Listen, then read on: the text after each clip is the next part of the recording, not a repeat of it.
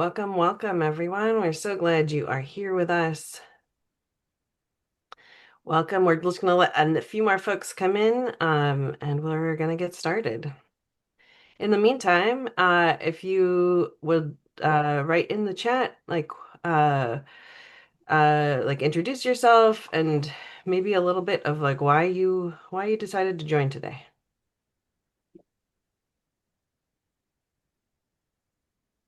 and especially where you're zooming from. Thank you, Tasneem. We've been getting folks from all over, mostly the United States and of course Southern California. But we are so grateful that you're here. All right, I think we're gonna get started to make sure that we are respecting everybody's time because we're so grateful that you are on time. Um, Welcome. My name is Aziza Hasan, and I have the pleasure of serving as the CEO of NewGround. At NewGround, we bridge divisions by leveraging our shared values to strengthen our communities and our fragile democracy. What we found time and time again is that it's not just important to be able to stay in the hard conversation, it's important to be able to lean in, not from like we want to ground in our values and we don't want them to just be aspirational values. We also want to be able to look at the real things that are happening in real people's lives, and actually describe and reflect on those pieces. And that's why today's program is so important, so that we're not just talking from a place of theory, but we're actually talking from a place of real lived experience and contending with real issues. And so if you find yourself at any moment filled with a question, we ask that you put it in the chat and we'll try to weave it into this conversation today. And if you find yourself saying, I'm feeling X, like also put that in the chat and include any thoughts you have on future programming. It's part of a bigger conversation to make sure that we are addressing real issues in real people's lives. And so we hear a lot of different things all the time about different language that we use connected to the Palestinian territories, connected to the West Bank, connected to Israel, connected to different folks. But today we have the opportunity of really diving in a lot more in a much more specific way. And we have our very own Michal Greenfield to thank for that, who did a really important program this last December.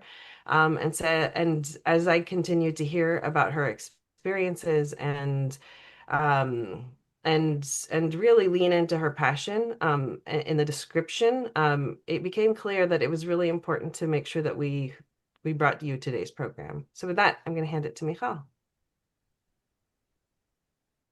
Hi everyone. Pleasure to be here with you. So grateful and honored to have Becca as well. My name is Michal. I'm the operations manager of NewGround since August of 2023, if I'm not mistaken.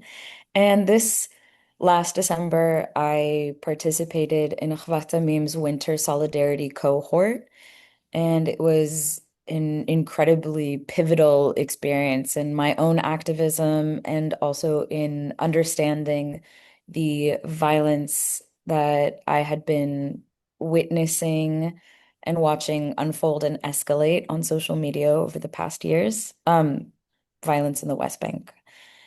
And and from that whole program, it was about 3 weeks that we were doing like really intensive educational workshops alongside protective presence days led by Palestinians who would invite us to join their communities and show up in the ways that they needed from us.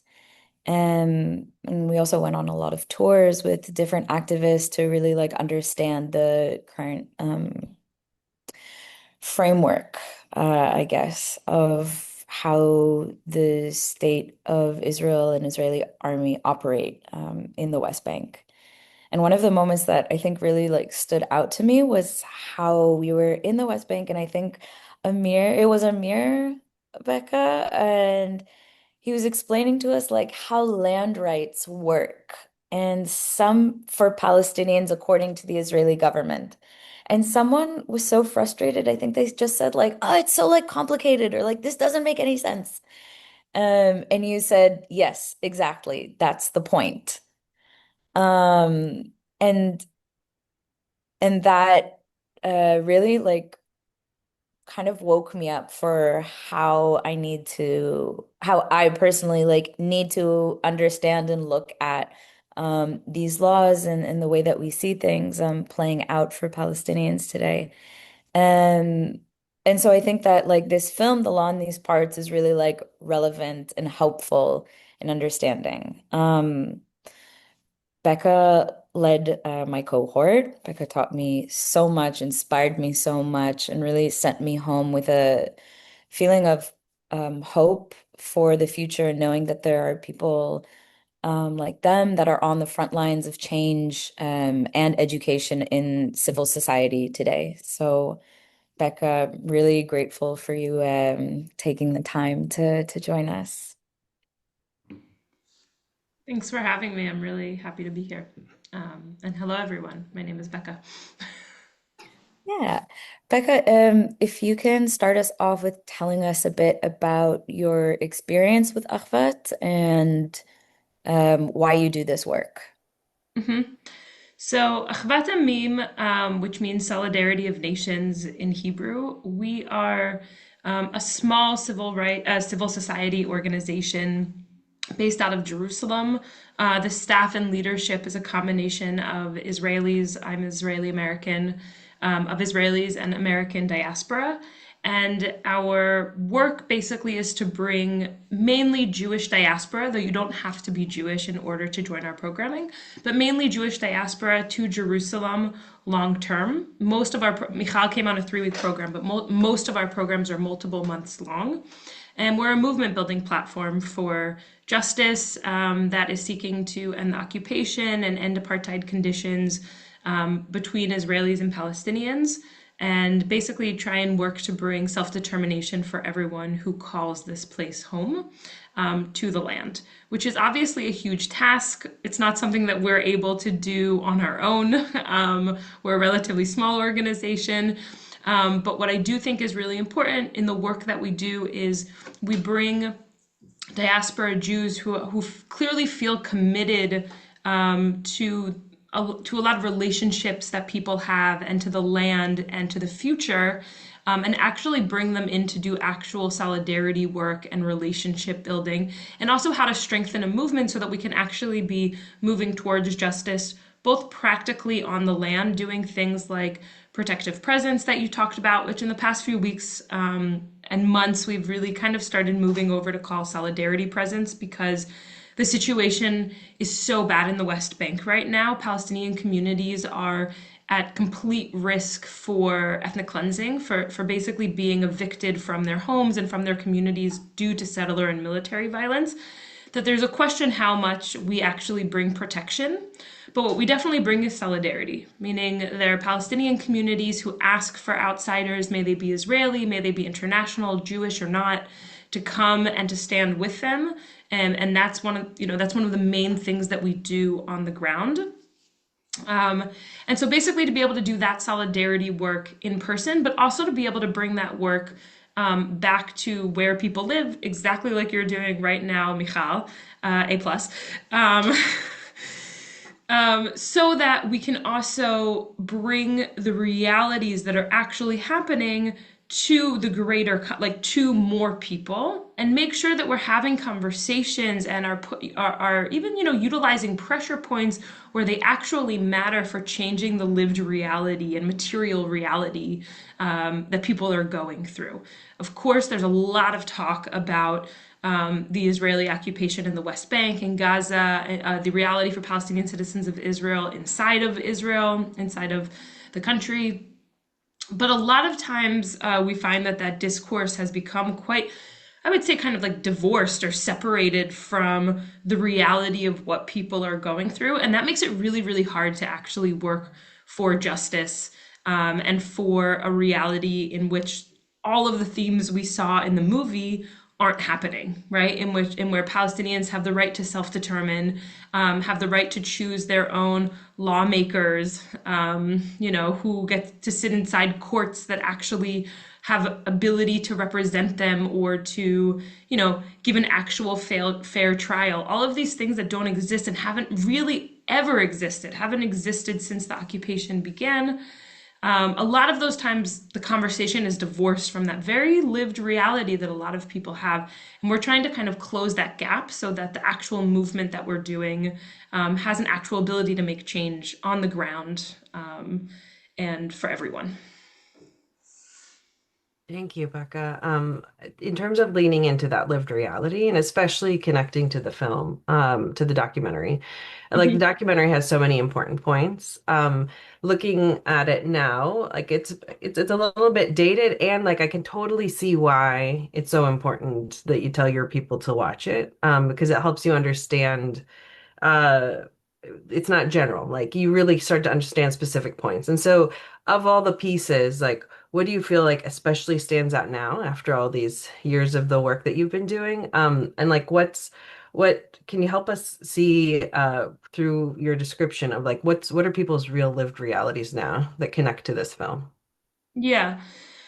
So I think that, like, yes, first of all, the film obviously is somewhat dated, and even incredibly dated. The reality today in the West Bank is the West Bank is on fire. I don't have actual words to describe the violence that is ongoing every day. Michal, maybe you'll talk more about this, but Michal went and did solidarity presence in a village that just a few weeks after they were there, were forced from their village and no longer live there. I was talking to colleagues of mine from another organization. It's called Comet Me. They supply a lot of like technical and technological gear to Palestinian communities, such as solar panels, water filtration, because so many of these communities are denied access to the grid from the Israeli authorities. And Comet Me has had to not only start tracking communities they work with who have been displaced, but now communities they work with who have been displaced two or maybe even three times, right? So each time there's a fracture, each time the community is basically forced to go to a new place, they break up. Some of the community maybe ends up in a new area together. Some go live with family in different cities. Some we have no idea where they end up. But those who end up together are now often being displaced for a second time or at risk of being displaced for a third time. Like, so the violence that we're seeing right now is so incredible. Incredible in a horrible way, of course, meaning and it's systematic, meaning it's not, and I think one of the things that the film shows that is timeless in a way is intent. I think in a lot of conversations I have with people, there's this idea that, the intentions were good. The occupation was the 1967 occupation of Palestinian territories were meant to be temporary. Were meant to create order, right? But in reality, it's been at this point almost 60 years, right? In 2027, we will have hit 60 years. And you can see how the pieces were being built when one scheme or one option didn't work anymore, right? It used to be that settlements were built, the movie really goes into this, that settlements were built by using international law to basically say this settlement is being built because it has a immediate security need. And at some point the high court said that's not really a good excuse. Like if you have a high security need, you're not going to bring civilians in and put them in danger, right? That doesn't make sense. And the response to that, instead of saying, okay, so we won't build more settlements, we won't move more of the Israeli population into the West Bank, and at the time also, by the way, Gaza and early on also the Sinai Peninsula, there was a lot of areas. The response was, let's figure out how we can use the Ottoman and Jordanian laws and British laws to make settlements, to make a legal case for settlements and practically to continue building them, right? And I think it's also really interesting in terms of timelessness how much the people who, I've read, Meir Shamgar was one of the older men in the documentary. He was a judge. He's incredibly famous. I mean, his life work was establishing the realities of the occupation. and how much he basically steps back and said, oh, I don't know. I don't think that the courts are responsible for normalizing this situation. Or there was another general there, Ramati, and he was the one who came up with the idea to use Ottoman law. And he says, oh, I don't know. History will tell us if this was a good thing or a bad thing. And, that same history will tell us if it was a good thing or a bad thing is the same laws that have been used to displace communities such as Khair, which is a community who is fighting for its life right now to be able to stay on its home. The settlement of Carmel has been built on top of it. In the 1980s, the settlement of Carmel was built taking the land, stealing the private Palestinian land that the courts basically said, and then the military said, oh, but like you're not, there's no buildings on this land, and no one's. We don't see proof of agriculture on this land, so this land doesn't actually belong to you. It's dead land, So we're gonna take it.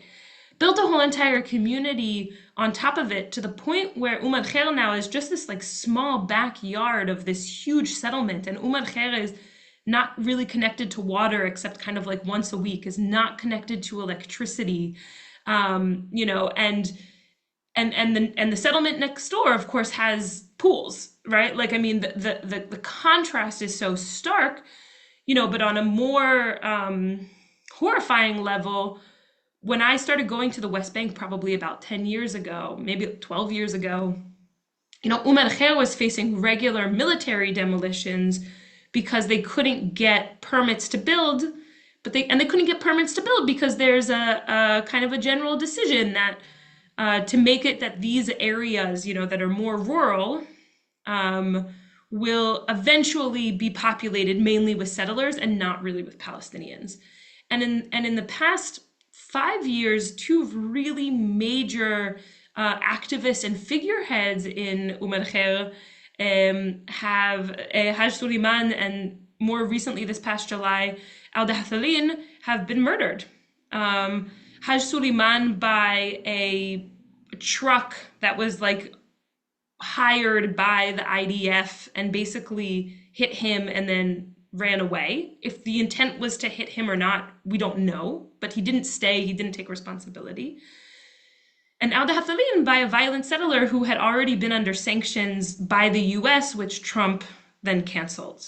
And so, seeing that reality, you can really, really see kind of the intent, the timelessness of it. I often say, and I think I said this, Aziza, when we had kind of like a conversation a while ago, but I really, to me, it's a very helpful way of thinking of it is, the purpose of a system is what it does, right? Like, we can't claim over time that a system wants to bring justice or wants to ensure human rights for Palestinians or wants to ensure self-determination, but then never does it. We have to, at some point, especially after 60 years, judge a system for what it does, right? And what it does is, right now, is displacing people and harming people. I think where the movie really kind of, I don't know if falls short is the word, but is a movie of its moment, is when the director asks Meir Shamgar, the judge, he brings to him this critique from Hebrew University of a legal professor who says, has the courts not been responsible for basically normalizing this situation, for making it stable, right? Which is a critique we hear a lot. It's not stable. In 2026, the last thing you can think about the 1967 occupation is that it's stable. It's being completely overhauled as we speak. And that's happening through legal means, it's happening through political means, and it's happening through very, very real violence. And so, that I think is something where that might have been true. That was true for decades. That the legal system helped to kind of normalize the situation. But that's not where we're at today. Where we're at today is there's a lot of people in the Israeli government, especially a minister named Smotrich, who wrote a plan called the Decisive Plan. He published it in 2017. It's in English. You can literally Google it when we finish it, the Decisive Plan, and read it yourself. and talks about a plan of massive ethnic cleansing and basically forcing Palestinians into third countries, and those who don't leave, forcing them into small cities that are disconnected from each other. And those who resist in any way, basically, he says, will deal with them in a way that's more favorable to the state of Israel. So we're not in a place of stability right now.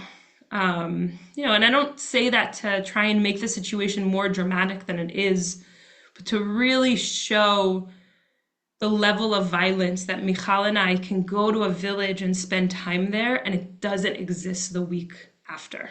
And there's been over a dozen villages since Michal was visiting that have basically been forcibly displaced.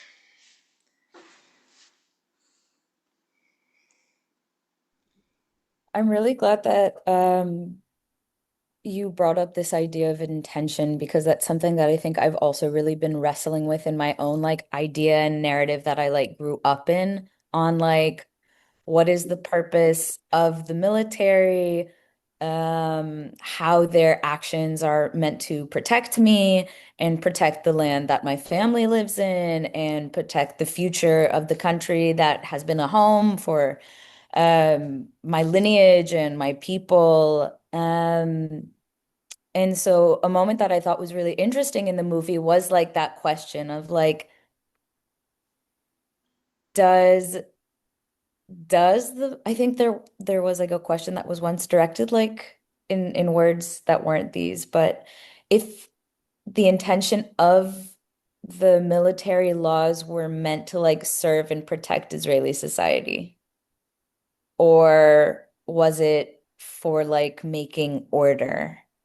I guess my question is like, what is the intention of these laws today? Like, who are they meant to serve? And how do they actually like impact Israeli society? Because I think there's like also a lot of focus on like how clearly they affect the day-to-day lives of Palestinians in the West Bank, but like in so many ways, the futures and lives of these like people are not like separate and isolated from each other. Yeah. Yeah, I think it's a really good question and a really good point. First, I'll say that I think, the movie doesn't focus on the effects of Palestinian lives. Obviously, that's the conversation, but I think about this a lot. Today obviously I direct Achvat Amim, but for 7 years also I worked at an organization called Breaking the Silence. It's an organization of former soldiers who served in occupied territory. I myself was a soldier. I myself served in the West Bank. And we have testimonies. Like Breaking the Silence has testimonies of soldiers throughout their time in occupied territories, may it be the West Bank, East Jerusalem, or Gaza. Um, Maybe Lebanon soon to come. We'll see. Um, and when you read a testimony, you're reading this moment of how the occupation functions, but you don't really know, in a lot of ways, the Palestinians in those testimonies and also in this movie, they're objects, right? And I think that's why it's so important also to bring Palestinian voices and not just to listen to me. Because you don't really, that like this Palestinian was arrested. There's that moment in the movie where it's like an old clip of asking Palestinians from the first Intifada, like, why were you arrested and how much jail time did you get, right? And one guy's like, oh, for throwing stones. And one guy's like, I didn't do anything. They said I like drove someone who I didn't even drive and he had thrown stones. And one guy was like, oh, I like wrote stuff, right? And he got the most amount of time, by the way. He wrote and passed out like pamphlets, political pamphlets, which was very typical for the first Intifada, which was really a massive popular uprising. But you don't know what happened to him before that moment in the clip and what happens to him after that moment in the clip. Where is he now? There's the one woman that they kind of follow up with who had been taken to jail for giving food to someone who they claimed were terrorists, right? Who the state claimed were terrorists. Um, Maybe they were, maybe they weren't. Like I obviously have no idea, but she's the only person that there was any sort of follow up with, and we don't really know how it affected her. So I think that's sometimes like just important when we remember this is a very Israeli film, and that's okay. But it's a perspective. I think in terms of your question of like order and like is the purpose to give Palestinians order, or is it to give Israelis security? I think is a really, really pertinent question. And I would say, having been in this world for a long time, and especially having been in the army, it's the same. In the mind of Israel, that's more or less the same, right? Because I'll give an example. When Palestinians protest in the West Bank, right, can be a completely non-violent protest. Nothing, no violence, not a single stone is thrown. There is literally zero violence. Is that protest legal? No. One of the initial orders from, right, you know how they showed the orders early on? One of the initial orders that was handed down on day like 2 or 3 of the beginning of the occupation in 1967 is Military Order 101. And Military Order 101 says more than 10 Palestinians can't gather to even have a political conversation, right? So of course you can't protest. I mean, it literally takes away the right to free speech. And when there is a protest in the West Bank, it's broken up, right? Now, sometimes today, of course, you have protests in like Ramallah that aren't broken up, but a lot of protests are broken up. Every protest I've ever participated in the West Bank has been broken up by the army. And as a soldier, every protest we knew about when I was in the West Bank was being broken up. But what do we call it? Like, what does the military call it? They don't call it a protest. They call it a disruption of order.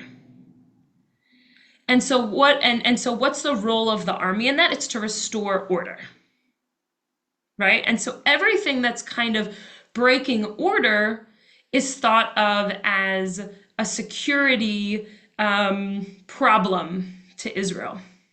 I'll bring a more recent example, Achvat Amim. In the fall, we had 2 participants.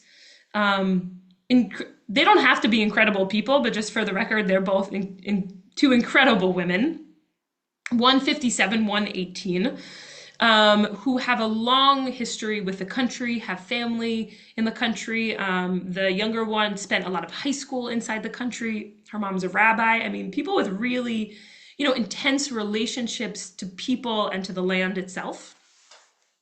They went with this organization, Rabbis for Human Rights, and did an olive harvest. And the army had declared the land that they were going to harvest, which was belonged to a Palestinian farmer. A Palestinian farmer had invited a group of people to come help harvest.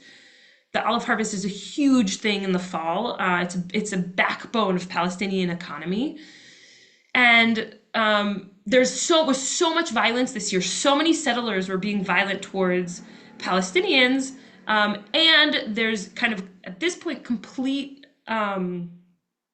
backing for that violence, meaning settlers are not getting arrested for that violence. Less than 1% of settlers who harm Palestinians, may it be harm them in body or, a car or set homes on fire or destroy their trees or anything like that. Less than 1% of them will even get arrested. And even less than that will get indicted, and even less than that will actually be prosecuted. And so one of the things that the police were doing or that the army was doing, is they were creating these things called closed military zone orders. And that basically says this area that we just decided upon, that's a security situation. You can't go there, right? Now, sometimes there are like actual security issues. It does happen, right? But in this case, it was very, very clear that this was a political decision to make it so that people couldn't access this lands to harvest, right? And we were seeing this throughout the West Bank this year. We've been seeing it more and more. This isn't an anomaly. And basically, like, there was a miscommunication, and the group went to this area that the army claimed was a closed military zone. It's not even clear if they actually passed the closed military zone, but the whole entire bus of people got arrested. And our 2 participants, who were not Israeli citizens, were on tourist visas, got deported. Okay? Now that in and of itself is quite insane. But what I want to explain, or what I want to share, is that recently they did an appeal and we lost. But what's amazing is what the judge said in the appeal was, I'm not going to even deal with the question of if they went through the closed military zone, which is kind of wild because That's what you deported them for. Like, what do you mean you're not going to talk about that? That's what this whole entire case lies on. No, he went further and basically said that any act of solidarity with Palestinians in the West Bank is considered a disturbance of order to the state of Israel and therefore nullifies a tourist visa. Meaning anything that, obviously, Michal, you can't be deported from Israel because you're a citizen, and I can't be deported because I'm a citizen, right? But you and me going and just hanging out in a village, hanging out in Ras Al Ain, and just kind of hanging out to make sure that if settlers come, we can be there as a first defense and hopefully try and get them to stay on their land, right? Playing with kids, harvesting olives, planting trees, all of that is considered a disturbance of order, and against the state of Israel, right? It's a disturbance of order against the state of Israel. And that, of course, is dangerous to everyone because it completely, if I'm a nonviolent activist. I believe in nonviolence, not even just as a question of legitimacy. I really think that when it comes to Israel Palestine, neither group can win. Well, you can win with violence by ethnically cleansing, but you can't really win with violence. There's 2 millions of people. There are millions of people who are Palestinian and who are Jewish on the land. The only real option is to find a way to live together, right? The other options of one group, groups don't disappear. That can only happen through violence. We've seen that. We've seen it in the West Bank. We've seen it in Gaza, right? But basically, what the state is doing is saying violence and nonviolence are the same, right? Like acts of actively harming civilians and acts of protesting or acts of partnership or acts of shared society or acts of harvesting olives are the same, right? That's dangerous to everyone. And I think we're seeing that right now where there's such a clear what have Israelis gotten over the past 3 years? I don't know, like again, I don't think we're the only center of this story, but no one is doing well. No one I know in Israel wants to stay in Israel right now. Not a single person who I'm friends with, who I've talked to, have said, things are good, we're just going to stick it out. People either want to leave or realize that they can't leave because they don't have the means. They don't have another passport. They don't have money. Is that the society? Is that the society we're trying to build? And I think there's this idea when this documentary was made, it was in this moment in time, and moments in time are dangerous because they feel like they can go on forever. And it was a moment in time where it feels like if we just put this low level of violence on Palestinians, exactly the type of stuff that they talked about in the documentary, and we can make it so Israelis never feel that, then we can continue this control indefinitely. But where we are right now is that everyone is feeling violence. Of course, not equally, right? But everyone is feeling violence. Everyone is having to change their lives and being affected by that violence. That didn't work anymore. Israel's not using a low level amount of violence, not to belittle the amount of violence that there was during that time period. It was quite harsh, but I mean, compared to now, incredibly high amount of violence to the point where Israel is in, the highest courts, international courts in the world, accused of genocide, right? And Israelis are also, I mean, there's been more Israeli deaths of recent from attacks than basically any time in the past 20 plus years, right? So clearly this idea of looking at things of are we securing Israelis or are we trying to put order on Palestinians, the state really looks at it in the same way, and it's really dangerous for all of us. It's not bringing us to any place that is going to be a healthy, hopeful, just future, not for Palestinians and not for Israelis. You're calling us to really reflect on lived experiences and also to really reflect on what we're really building. And yes, like everything you said about like you can get actually stuck in a moment in time. I found myself sometimes stuck in the despair of the multiple details that just get so overwhelming.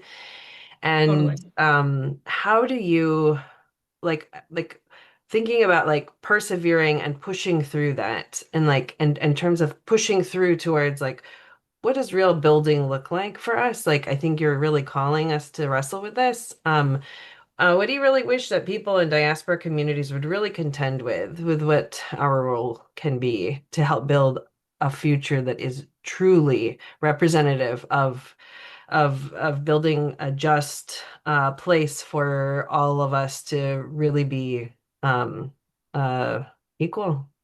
Yeah. So first of all, I think we need to be equal, and we need to be equal in law.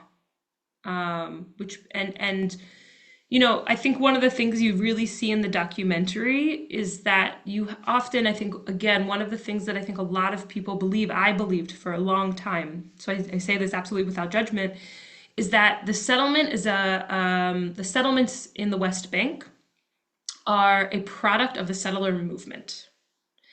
Really, the settlements in the West Bank are a product of a state movement. And the state of Israel's biggest movement right now is the settlements, is the enterprise and continued occupation towards annexation, of course, right? And I don't remember which person it is in the movie who's in the documentary who says, we have to have separate laws because otherwise we're talking about annexation and that's a dangerous thing. And one thing that's interesting about all the people who are filmed in this documentary, they would all consider themselves to be left wing, without a doubt, right? Today, you have politicians who are very, very proudly, radically right wing, very clearly talking about annexation and not just talking about it, but doing it. So I think there's a few things. The first is that the best news in the world is that we don't have to look far to find very real examples of partnership. I think that one of the things that's most dangerous is this belief that Palestinians and Israelis inherently cannot work together, cannot get along, cannot build partnerships. And to everyone who thinks that, I welcome you. I will take you to Masaf el Yatta of the West Bank. I will take you to these places where we have been invited in. For anyone who hasn't seen No Other Land, it takes place in Masaf el Yatta. And they start off the documentary saying, our communities decided 20 or 30, I don't quite remember the number they put there, but decades ago to invite in anyone who wants to be in solidarity with us.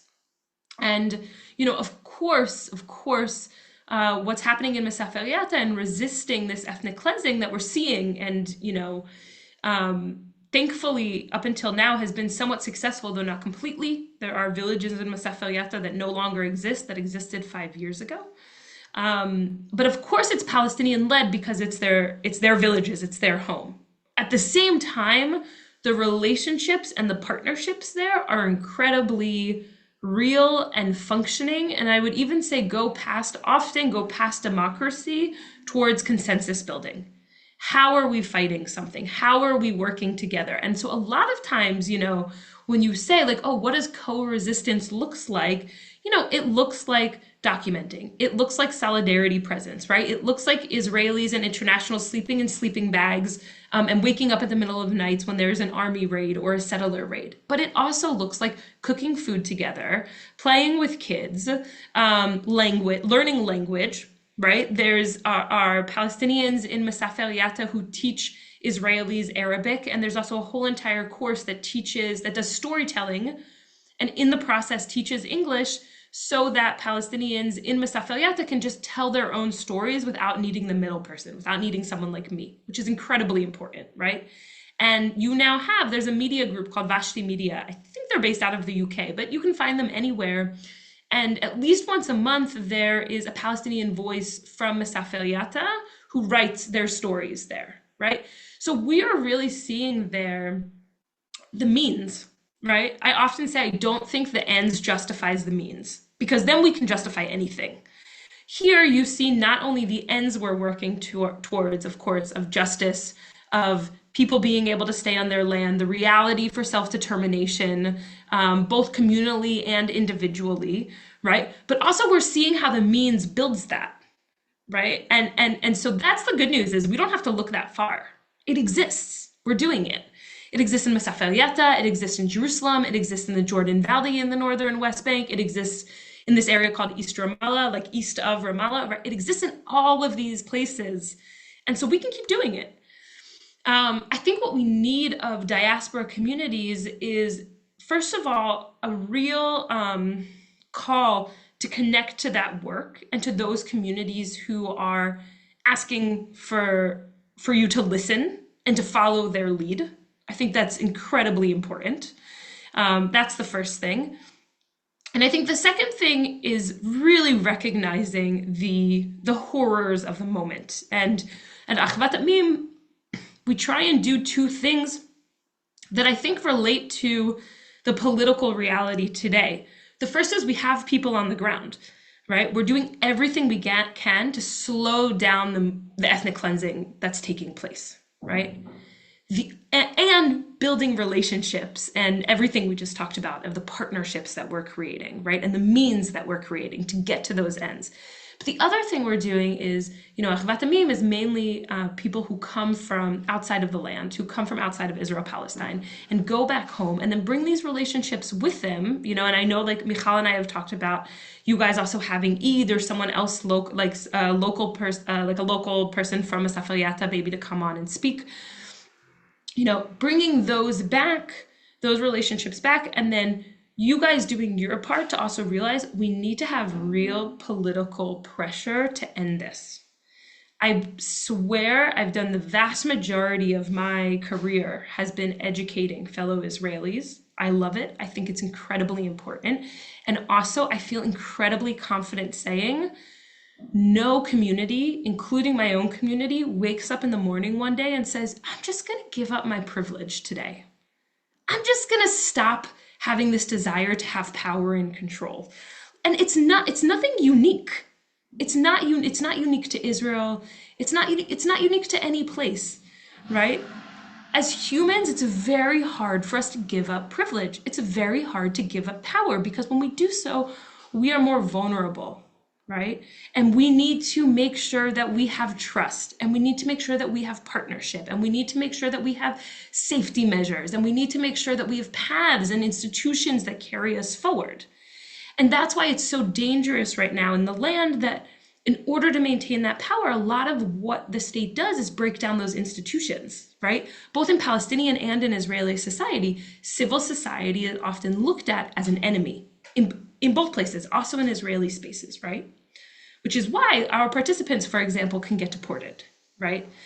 And so what we really need from diaspora communities is to recognize the need to give us that help, hold us accountable as Israelis, right? Hold us accountable, or to the state, really, to the government, but hold us accountable in the same way that I ask that we hold any country accountable, right? If we want actual democracies, we have to make sure that we're holding every country accountable as democracies. And so again, I think the two major things are slowing down the processes we're seeing on the ground that are so dangerous. And on the other side is ramping up the political pressure to make sure that they stop. And in the meantime, of course, there's all of these groups that we can support who are building the next steps.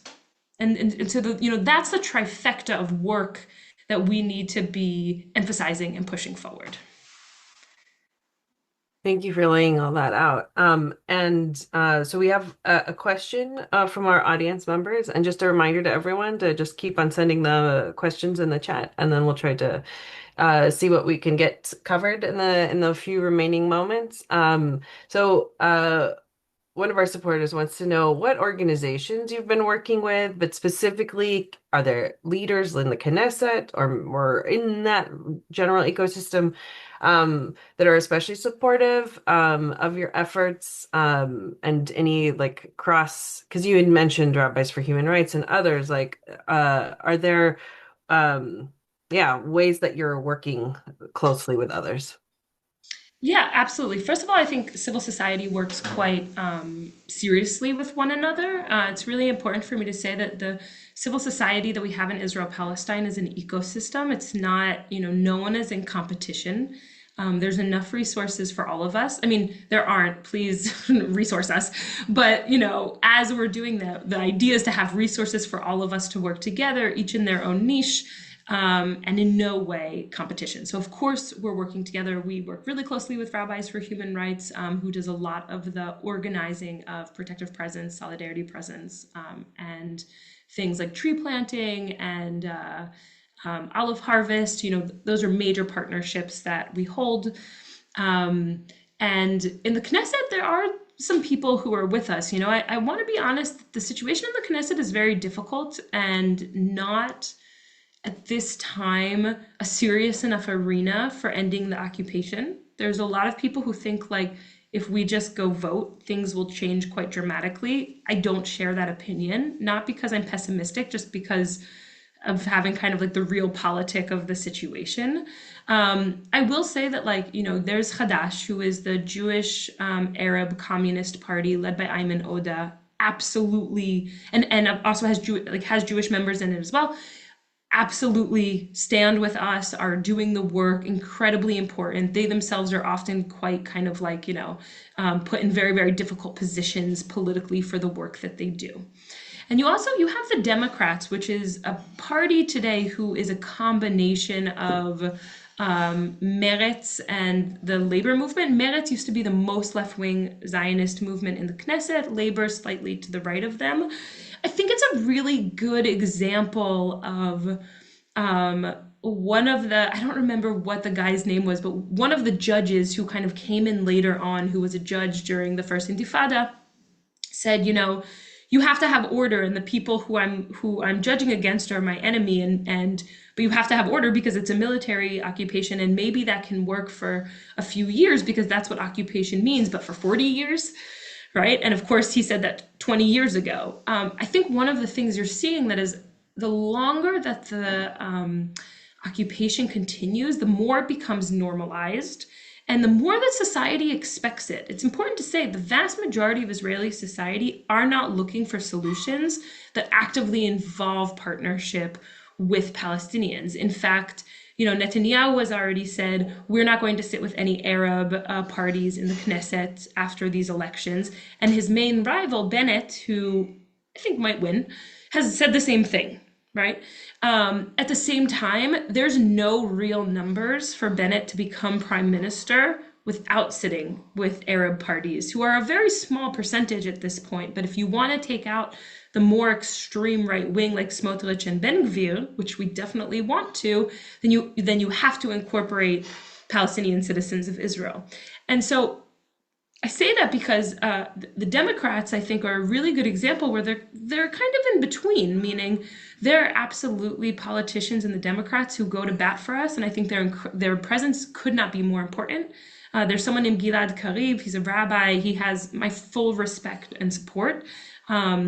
When Achvat participants were deported, he spearheaded the work in the Knesset. Just today there was a meeting and he talked about it again, and the importance of diaspora Jews and the role in creating solutions and having solution-oriented work happening. And at the same time, the head of the Democrats, of course now I'm Golan, Yair Golan, so say I'm blinking, Yair Golan. He's like a former military, very high level commander. He was almost the head of the military.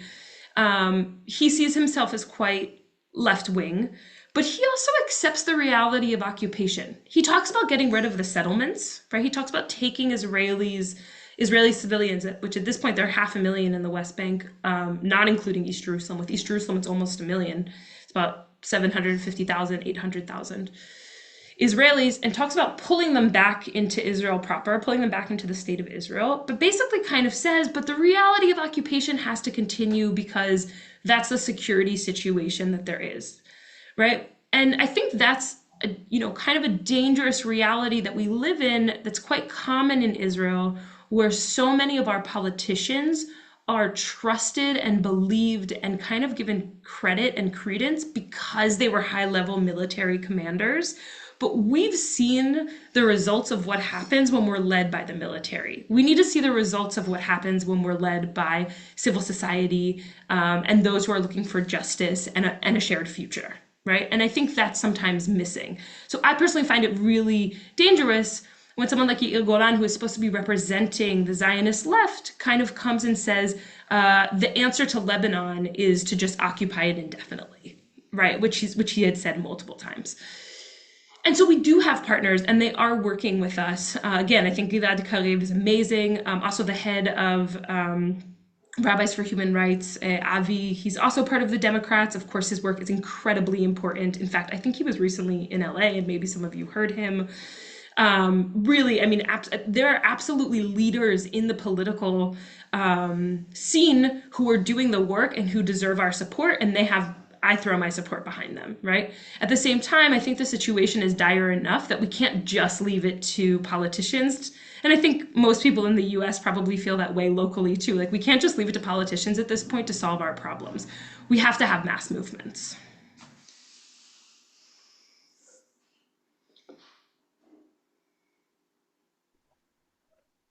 Was I we're talking about things that are so dire at such a like critical moment. They're so hard.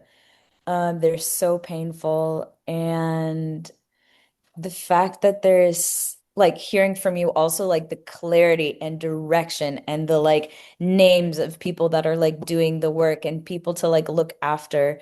Um, it feels like I mean, hope is really a muscle, you know, it's something that you have to like practice and nurture. Um, and so I always leave our conversations, Becca, feeling like really like energized and like like pumped. We're not done with the work, but there is work to be done. And that's I don't know if exciting is the word, but that does feel exciting for me, you know, that it's as an alternative to just weeping constantly. Yeah. It's interesting that you say that because one of the things I've committed myself to in calls like this is making sure you don't leave feeling overly satiated and hopeful. And it's not that I don't want you to feel hope. First of all, I think that hope is a value, it's not a feeling. Like, we need to have hope because we wake up with it in the morning and like things are horrible. And if we just follow how things are, we're going to feel bad and then we're not going to be motivated to do things. But, so it's not that I don't want you to feel hope. We should all embody hope as a value. But that to not maybe to not walk away feeling that it's like, oh, okay, there's people on it and we don't have to participate, because we know there's people who are doing it, right? Like, that's where I don't want to leave people with walking out feeling, what's the word, like placated, so one of those things. Um, because the situation really is so dire. And the situation has gotten to this level of violence because not enough people have stepped in earlier, right? And don't get me wrong, I also really want to clearly call out it is harder for us to build power today than it was 50 years ago. It is not just in Israel, Palestine, not just in the US, in the whole entire world. It is harder today to build people power than it was 50 years ago, and I think even 100 years ago. But that doesn't mean it's impossible. And it's so incredibly important to me that we walk away from stories like this or hearing about the situation, asking what's my role and what can I do and what are my next steps, and not just, okay, that was really important to hear. Sounds like there's a bunch of people working on it, so like we're good, which is not, I'm not saying you're implying that, but I'm just saying it because it's so, I do these calls and these conversations because I want us to all be motivated to act and then act on it. Absolutely. And maybe that's a really good segue because I saw that that Achvat Amim recently posted a application that is Yes. open. Do you want to plug in your upcoming program? I sure do, yeah. Well, we have a summer program coming up, but it's full, so none of you can join. I'm sorry. But we have our fall that is 3 months long. It starts mid-September, so mid-September to mid-December. It is 3 months on the ground. You learn once or twice a week. You learn about conflict, occupation, apartheid. You learn from Palestinians and Israelis. It's incredibly experiential. And then you also take 3 to 4 days a week doing placements where you actually involve yourself in one of the movements or actions that's happening. Just to give an idea of some of the stuff people are doing right now, people do solidarity presence quite regularly. One person is part of the storytelling like groups that we have in Masafeliata where they teach storytelling through English. And one is at this amazing farm called Tent of Nations, that's right outside of Jerusalem, that's been resisting like settler encroachment for years. One of them is working with the human rights organization Gisha. Like you can also work with like more, more organizationally. One of them is fixing up bikes and bringing them to different communities in the West Bank because car access has been really, really harmed since October 7th.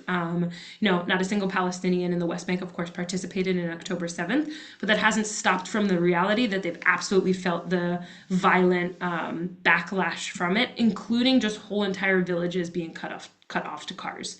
And so providing bikes is one of the ways that people can keep living lives, making sure the schools are functioning, making sure you can access groceries, making sure you can get medical care. And so you can come basically and do all of that. And we also have a bit of Jewish learning and also, of course, sessions in movement building of how do we build strong, diverse movements, both in the land and to take back home. And would absolutely love to see any of you there and feel free to reach out to me personally as well. Thank you, Becca. Thank you for helping us really understand more of like real, true, like issues of the day-to-day issues people are dealing, systems that people are rubbing up against, and like the way you were describing, and helping us see like that there's ways to plug in really meaningful ways. And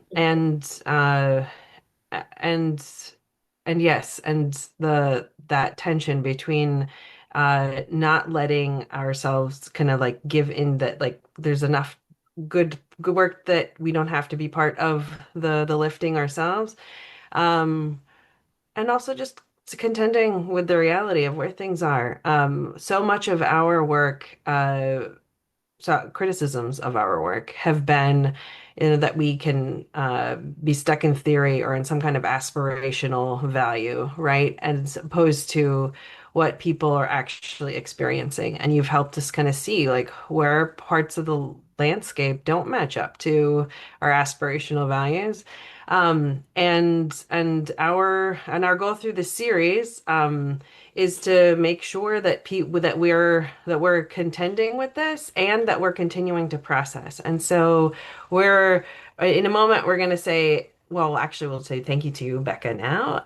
We're so grateful, and you can we're gonna be sharing more links in the chat and then a recap after this email.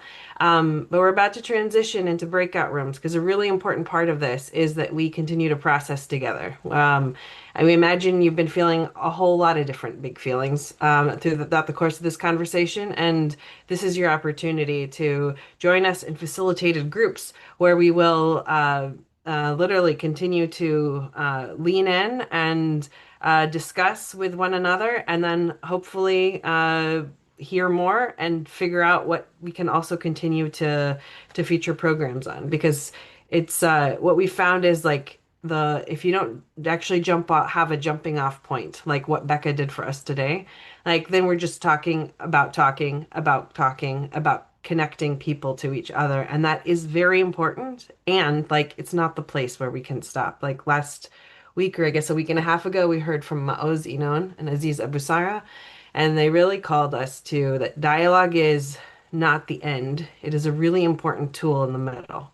And so that's what our invitation is to join us for the tool in the middle to like really dive in even more deeply. So with that, we say thank you, Becca. And Ben is now creating breakout rooms that all of you can join. And we hope to see you there. Oh, sorry. Forgive me. We'll say goodbye to Becca. Thank you, thank you. Last thing is we have actually a number of different programs coming up, but one of which is called Coexistence My Ass. That's the actual title. And so we're going to be doing that very soon. We're also going to be dropping the link in the chat. We hope you'll join us for that. That program will be in person. All right. Be well, and hopefully we'll see you in a breakout room. Thanks, Thank you, Becca. Becca. Thank you.